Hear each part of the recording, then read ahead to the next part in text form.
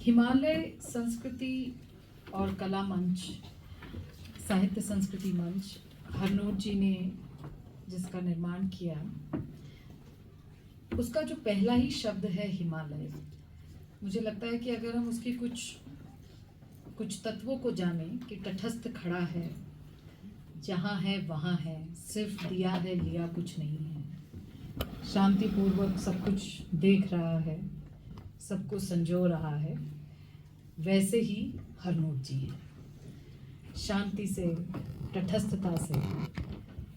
कुछ महीनों पहले मेरी शुरू हो गया मैच जल्दी खत्म करना पड़ेगा।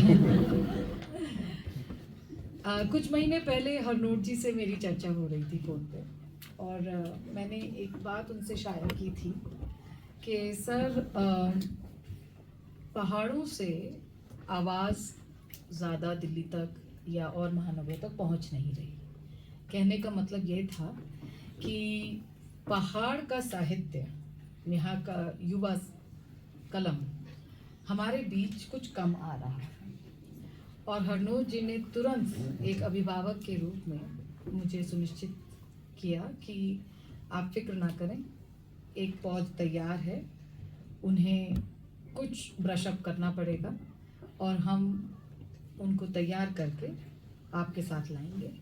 और युवा पीढ़ी में जिस तरह से और भाषाओं के साहित्य अपना परचम लहरा रहे हैं, जिसमें मराठी, मलयालम, तमिल, बांग्ला, हिंदी तो है ही, ये सभी भाषाओं के युवा हस्ताक्षर, अभी युवा साहित्य अकादमी पुरस्कारों की घोषणा हुई है, हम सब ने देखा। हम देख रहे हैं कि किस तरह के एक भाषा के युवा साहित्यकार को पुरस्कार इस बार मिला। उनकी किताब, वो टेलर हैं पेशे से, और उनकी किताब एक टेलर के जीवन पर है। हम सब कितनी बार दर्जी की दुकान के सामने से निकल जाते हैं, अपनी माँ के साथ, बुआ के साथ, दादी के साथ, मौसी के साथ, पिताजी के साथ दर्जियों की दुकान पे जाते हैं, उन्हें कपड़ा काटते हुए, सिलते हुए देखते हैं, लेकिन हम कभी ये नहीं सोचते कि उनका घर कैसे चलता होगा। मराठी, शायद मराठी भाषा, आई मे स्टैंड करेक्टेड, बट मराठी भाषा के जो युवा साहित्य अकादमी पुरस्कार मिला है, वो एक टेलर को मिला है। तो इस देश में चमत्कार हो रहे हैं, और ये समय है सड़क पे या सड़क के इतर जो जीवन जिया जा रहा है उसे उजागर करने का, क्योंकि डेमोग्राफिक डिवाइड हमारे हक में है। इतना हक में है कि एक परीक्षा करप्शन के घेरे में आती है और उसके चलते उनके जो सबसे बड़े ऑफिशियल हैं उनको हटा दिया जाता है, उनको सस्पेंड कर दिया जाता है, नेशनल कमीशन बनता है। मैं कोई डिफेंस नहीं कर रही, ये बहुत ही शर्मनाक है जो भी हुआ। 24 से 25 लाख युवाओं का 2 साल 3 साल कुछ लोगों के बर्बाद हुए, लेकिन इस देश में आज भी उम्मीद कायम है। मैं 2017-18 में चीन गई, वहाँ एक ऑफिशियल विजिट थी, और ये प्री कोविड इरा है, दुनिया बहुत अलग थी। और वहाँ जाकर मैं अपने होटल के कमरे में, वहाँ पर गूगल नहीं चलता जैसे कि आप सबको पता है। वहाँ पर जो लोकल सर्च इंजन है उसका नाम है बाइजू, और बाइजू सिर्फ मैंडरिन में काम करता है।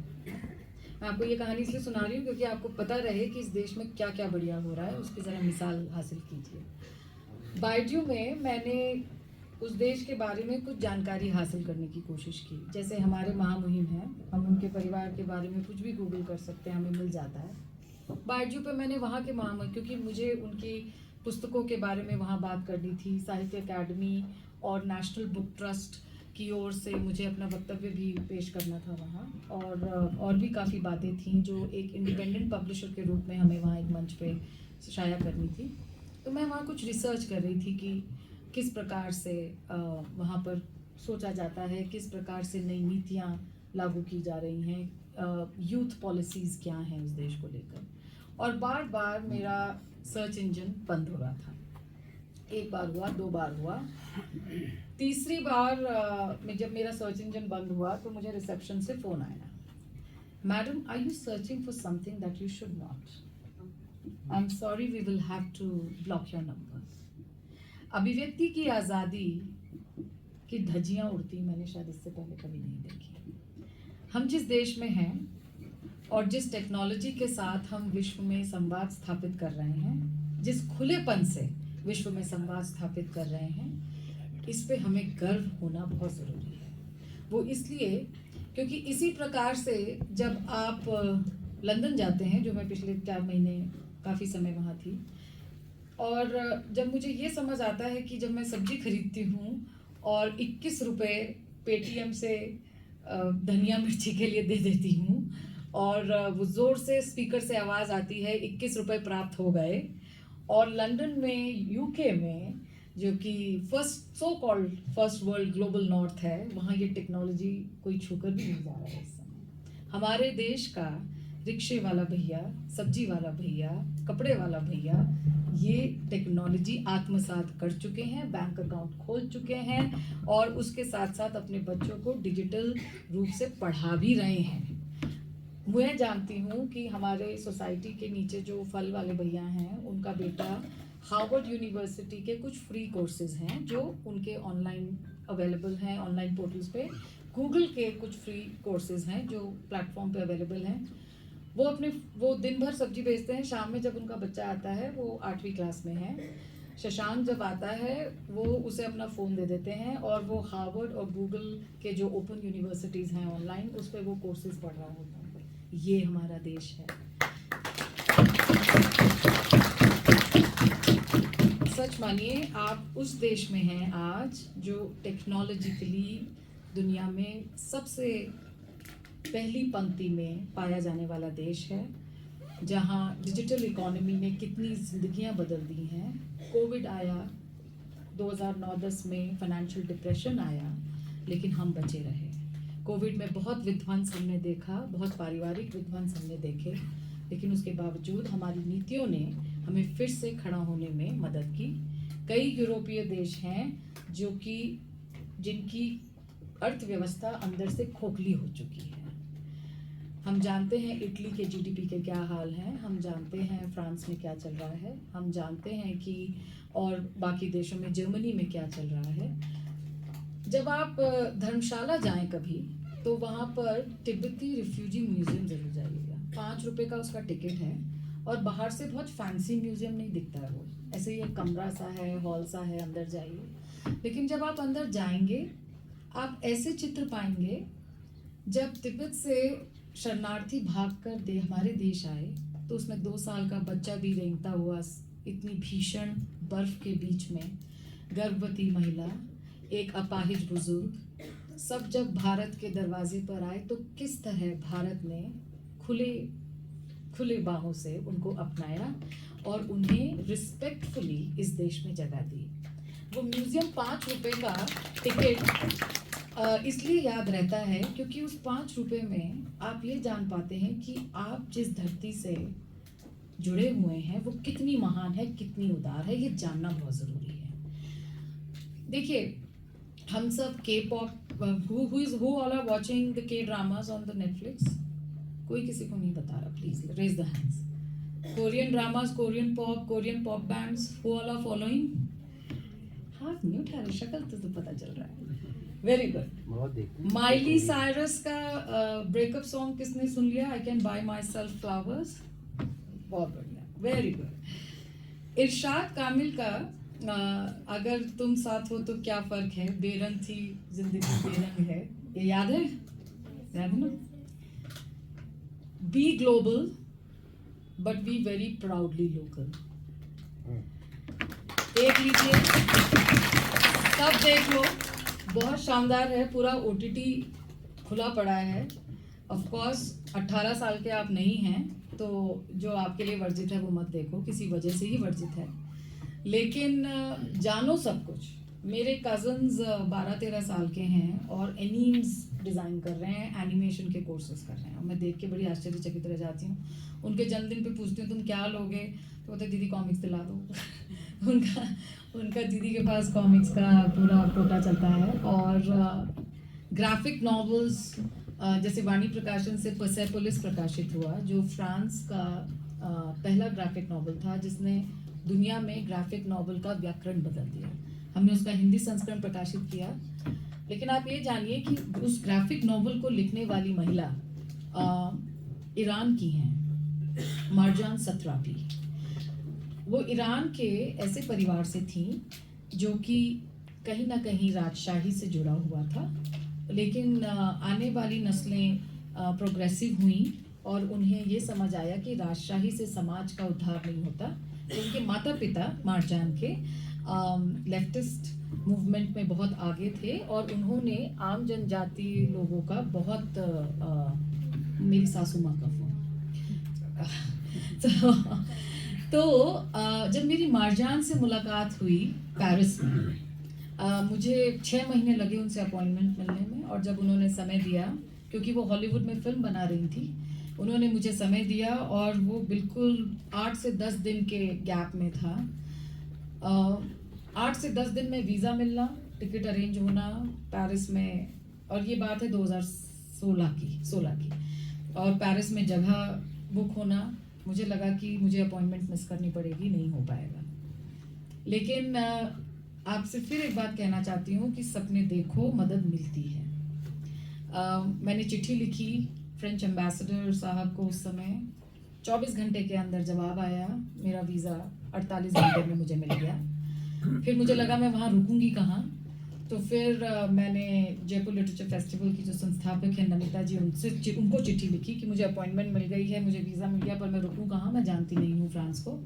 तो उन्होंने मुझे तुरंत इंडिया हाउस में की जो चीफ थी मोनिका मोहता जी, उस समय भारत की राजदूत थी वहाँ, उन्होंने इंडिया हाउस में जगह दिला दी।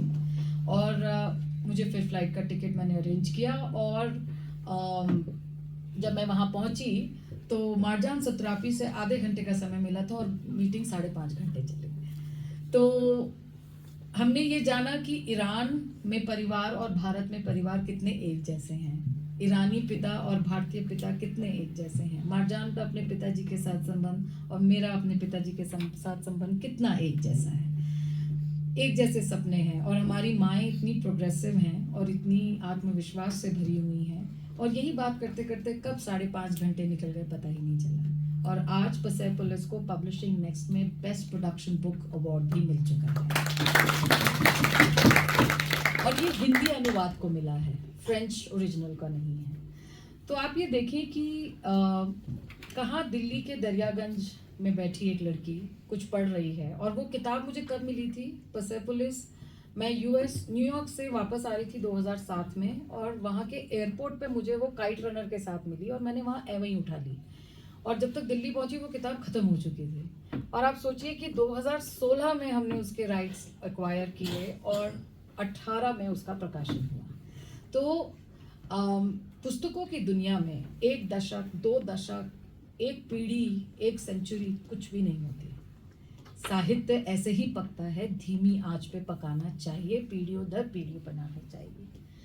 आज आप सबके जब मैंने अभिव्यक्तियाँ सुनी आप सबसे, ये मैं बहुत अच्छे से जानती हूँ, मुझे बिल्कुल शिकायत नहीं है इस पीढ़ी से कि वो पढ़ती नहीं है। मुझे लगता है आप लोग जितना पढ़ रहे हैं उतना शायद पहले की पीढ़ियों ने नहीं पढ़ा। You can give a huge round of applause for all. आप लोगों के पढ़ने के माध्यम अलग हैं। आप लोग इंस्टाग्राम पे पढ़ते हैं, आप लोग फेसबुक पे पढ़ते हैं, आप यूट्यूब पे पढ़ रहे हैं। आप लोग के पढ़ने के तरीके अलग हैं। आप लोग ऑडियो बुक्स पढ़ रहे हैं, लेकिन आप पढ़ रहे हैं, ये बहुत अच्छी बात है। ये हमारा काम है as a commercial publishing agency कि हम जहाँ जहाँ आप हैं वहाँ वहाँ हम पहुँच जाएं, और वो हम कर रहे हैं। आप कुकू एफएम पे जाएंगे, आप वाणी की किताब पाएंगे। आप स्टोरी टेल पे जाएंगे, आप वाणी की किताब पाएंगे। आप ऑडिबल सुनो पे जाएंगे, आप वाणी की किताब पाएंगे। आप अमेजॉन ई बुक्स किंडल पे जाएंगे, आप वाणी की किताब पाएंगे। आप गूगल प्ले बुक्स पे जाएंगे, आप वाणी की किताब पाएंगे। आप हार्ड बुक्स के लिए लाइब्रेरी जाएंगे, आप वाणी की किताब पाएंगे। So idea is we have to reach out to you and that's what we are trying to do। और जो हमारे पास डाउनलोड्स के नंबर्स हैं, जो हमारे पास फिगर्स आते हैं, डेटा आते हैं इन ऑडिबल फॉर्मेट से, और कई बच्चे पेरेंट्स के अकाउंट से लॉगिन करते हैं, क्योंकि 18 साल के कम में आपको लॉगिन करने भी नहीं दिया जाएगा वहाँ पे। हमें ये पता चलता है कि 60% अगर किताब सुन ली गई है हम उसे सक्सेस रेट मानते हैं, लेकिन हिंदी की कुछ ऐसी कालजयी पुस्तकें हैं जो कि 70, 80, 90% तक जाती हैं, और उसमें से कई कालजयी पुस्तकें रिपीट पे सुनी जाती हैं। ये हमें आश्वस्त करता है कि आप लोग पढ़ रहे हैं, सो उसके लिए बहुत धन्यवाद। जब लंदन में SR हरनोट जी की पुस्तक पर हमने वहाँ पर झांकी बनाई, और वहाँ के सबसे बड़े लिटरेरी एजेंट जो ब्लूम्सबरी पार्क में बैठते हैं, वो एक इलाका ऐसा है जहाँ पूरे सिर्फ यूके ब्रिटिश के नहीं, ब्रिटेन के नहीं, पूरी दुनिया के सबसे बड़े लिटरेरी एजेंट्स के ऑफिसेज वहाँ हैं। और जब मैं वहाँ नदी रंग जैसी लड़की खास करके लेके गई तो उन्होंने कहा कि हमें इसका इंग्लिश ट्रांसलेशन पढ़ना चाहिए, and then we can, because they found the theme very interesting. Nature, उसका विध्वंस, प्रकृति के साथ बिगड़ता तालमेल और उसमें जादुई यथार्थवाद, ये हरनोट जी कर सकते हैं। मुझे लगता है we have a master story teller. और उसके साथ साथ देखिए, मास्टर स्टोरी टेलर्स इस देश में बहुत हैं, लेकिन उसके साथ साथ समाज को एक हिमालय की तरह संजोना, एक पिता की तरह पीछे खड़े होके आगे सब कुछ हो रहा है ठीक ठाक इस बात का ध्यान रखना, ये बहुत बड़ा काम है।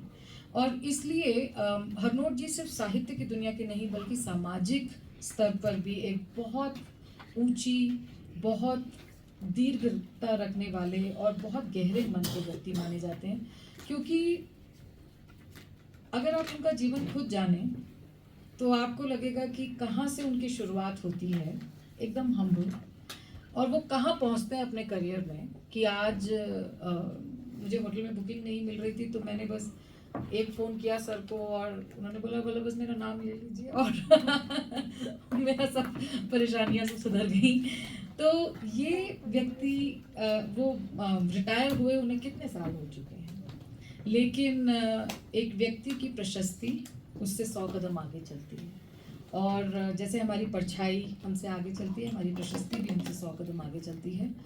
और इसी प्रशस्ति के साथ, उसी की छत्र छाया में हम लोग पढ़ लिख रहे हैं, सब लोग एक साथ जुड़ रहे हैं, बात कर रहे हैं।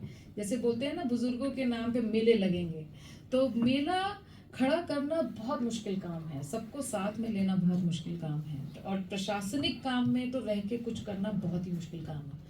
लेकिन ऐसे में कर पाना, ये निरंतर हर वर्ष उनका एक फ़ोन आता है और उनका आदेश ही मैं समझती हूँ, वो कुछ कह दें कि ये होना है अदिति जी, सर यस, मेरे पास और कोई जवाब ही नहीं होता। क्यों हो, जब हमें पता है कि एक व्यक्ति पूरे हिमाचल को एक साथ संजोए हुए है, पूरी दुनिया में तैयार है उनका साहित्य जाने के लिए, जा भी चुका है, लेकिन हम इंतज़ार कर रहे हैं एक अच्छे अनुवाद का, बस जहाँ वो हो और वहाँ वो पहुँचे। तो coming back to where we are today, मैं बीच में जब मैंने आपसे मैम बोलने का आग्रह पूछा था आपसे, मैं ये कहना चाह रही थी कि वाणी प्रकाशन का एक इम्प्रिंट है युवा वाणी, जिसमें 80 के दशक से बहुत बड़े हस्ताक्षर प्रकाशित, आज हम उन्हें बड़ा हस्ताक्षर समझते हैं, लेकिन उनकी आरंभिक पुस्तकें वाणी प्रकाशन से आई थी, जिसमें प्रोफेसर नरेंद्र कोहली हैं, आज ही is a towering figure, is no more with us, but मैं उनको दादाजी बोलती थी। उदय प्रकाश जी हैं, प्रभात रंजन जी हैं, इस पीढ़ी में अंबर पांडे हैं, अंकिता जैन हैं। ये सब युवा वाणी के साथ एक आत्मीय संबंध बनाए हुए, और आज उनकी पुस्तकें युवा वाणी के ब्रैकेट से कुछ आगे जाके वाणी प्रकाशन में आ गई हैं। उदय जी को हम सब जानते हैं, तिरिच लिखने वाले, पीली छतरी वाली लड़की लिखने वाले उदय जी। नरेंद्र कोहली जी को हम सब जानते हैं कि जिन्होंने पौराणिक कथाओं को युवा पीढ़ी के लिए सुलभ बनाया, उसे इंटरेस्टिंग तरीके से आज के परिप्रेक्ष्य से जोड़कर आपके सामने रखा। ऐसे कई लोग, तो इस युवा वाणी में मैं आप सभी का स्वागत करती हूँ। आप सभी युवा वाणी में शुरुआत हम डिजिटल माध्यम से कर सकते हैं। आप सभी की रचनाएं अगर हरनोट सर की अनुमति हो और आपके अभिभावकों की अनुमति हो, आपके स्कूल के प्रिंसिपल्स की अनुमति हो, तो हम युवा वाणी के सोशल मीडिया पेजेस से फ्लैग करना चाहेंगे। और आपके साथ ये भी बात उसमें निकलेगी कि किस तरह से आम जनता आपकी कविताओं को पढ़ रही है। फीडबैक एक बहुत ज़रूरी चीज़ है। नेगेटिव फीडबैक से कभी बॉक डाउन नहीं होना है, लेकिन पॉजिटिव फीडबैक से उड़ना भी नहीं है। लेकिन ये जानना बहुत ज़रूरी है, पब्लिक डिस्कोर्स में अपनी कविताओं को, अपनी रचना को पेश करते रहना बहुत ज़रूरी है। तो आप लोग अगर चाहें तो युवा वाणी के सोशल मीडिया पेजेस के लिए स्टार्टिंग में अपनी रचनाएं भेज दीजिए। We will turn them into decorative posters और फिर हम उसे सोशल मीडिया पे फ्लैग करेंगे। दूसरा बात ये कि जैसा कि सर ने कहा, हम बिल्कुल चाहेंगे कि अगले वर्ष पुस्तक मिलेंगे। आज के कविता गोष्ठी से जो अच्छी रचनाएं निकल रही हैं उसकी स्मारिका पुस्तिका हम यहाँ पर प्रस्तुत करें और ये युवा वाणी का ही प्रोडक्शन होगा। You have my word, you can.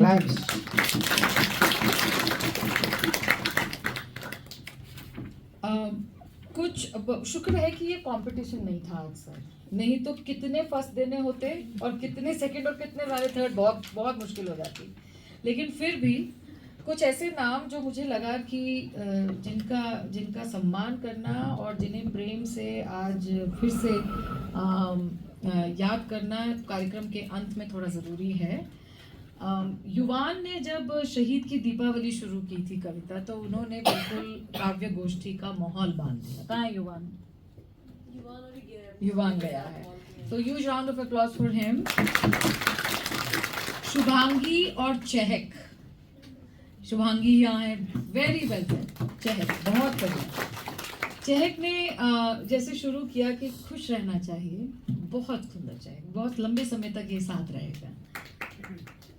Saanvi Sharma और दिव्यांशी ने जो किताबों पर लिखा, कहा, बहुत खूब, बहुत खूब। किताबों पर एक और आकृति की कविता, आकृति बहुत सुंदर कविता। और मैं भी डीएवी की पढ़ी हुई हूँ, मैंने यूकेजी से 12th यूकेजी से 12 डीएवी से ही किया है और मुझे इतनी खुशी हो रही है कि हिंदी को बचाना, हिंदी को समृद्ध करना, मुझे लगता है कि पूरे विश्व में डीएवी ही कर रहा है, तो बहुत बहुत बढ़िया।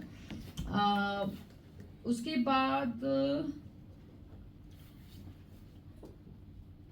श्रेया, त्रासदी का भयानक मंजर।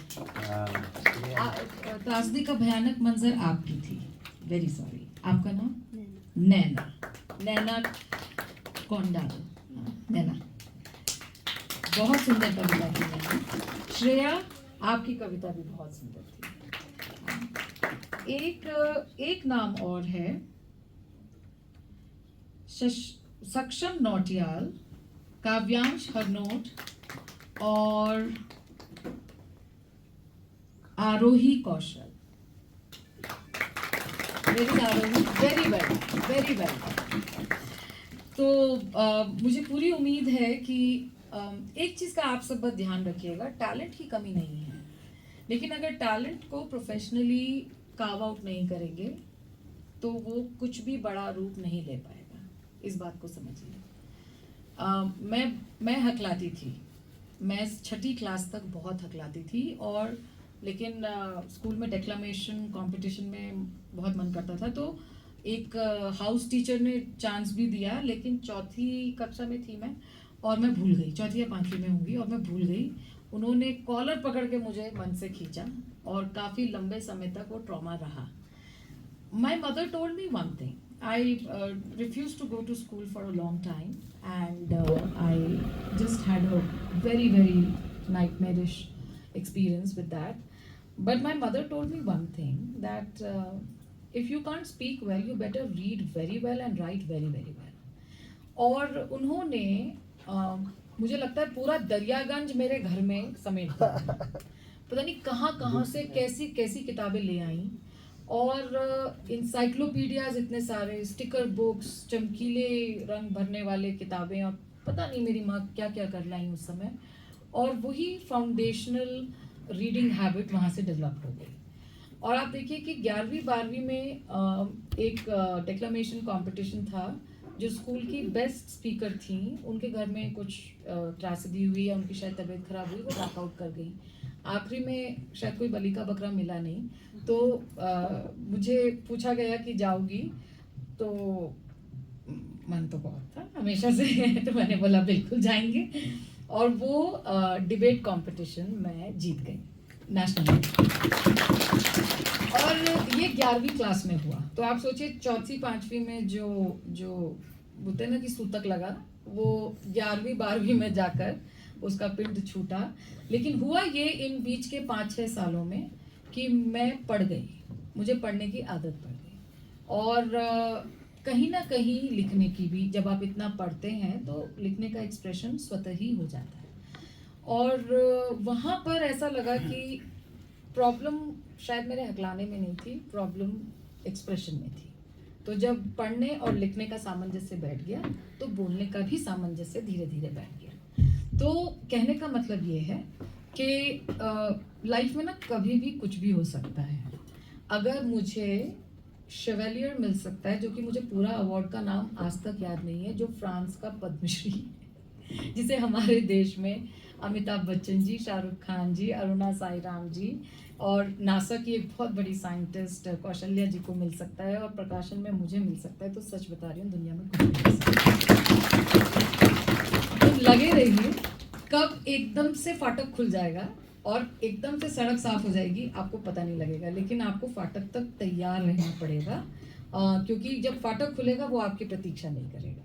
तो तैयारी करते रहिए रोज, और सच मानिए जहाँ पहुँचना चाहते हैं ब्रह्मांड सुन रहा है, कहीं ना कहीं जल्दी से जल्दी आपको ब्रह्मांड भी चाहता है आप अपने ध्येय तक पहुँच जाएं।